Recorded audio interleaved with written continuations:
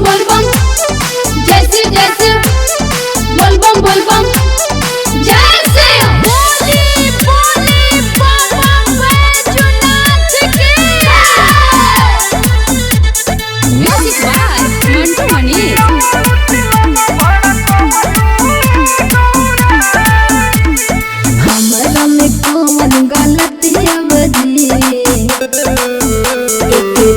नहीं रोज के आदतियां बजी। अरे कहे नहीं बोला बोली हमरा में कौन गलतियां बजी एक दिन नहीं रोज के आदतियां बजी।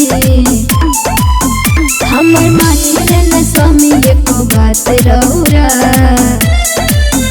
अरे भंगिया न पीस के पियावलो चिलमा बड़ा पावलो रे गौरा। अरे हमरो मिजाज सोना पावलो चिलमा बड़ा पावलो रे गौरा। बोलबम बोलबम जैसे जैसे बोलबम बोलबम जैसे बोली बोली बाबा बैजनाथ की।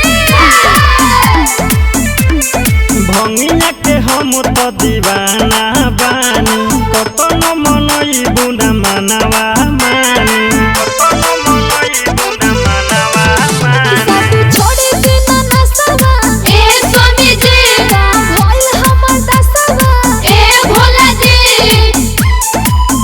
नहीं हमसे पिसाई भांग भले दहुरा अरे भंगिया न पीस के पियावलो चिलमा बड़ा पावलो रे गौरा।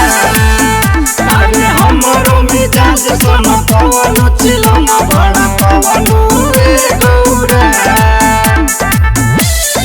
बोलबम बोलबम जैसे जैसे बोलबम बोलबम जैसे म्यूजिक बाय मंटू मनी। बाबा बैजनाथ की।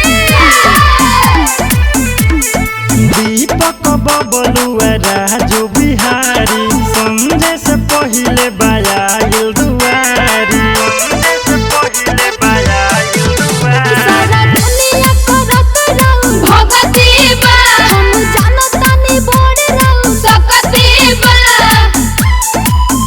गुस्सा छोड़ी हम धरतानी राउर बहुरा अरे भंगिया न पीस के पियावलो चिलमा बड़ा पावलो रे गौरा। अरे हमरो मिजाज सोना पावलो चिलमा बड़ा पावलो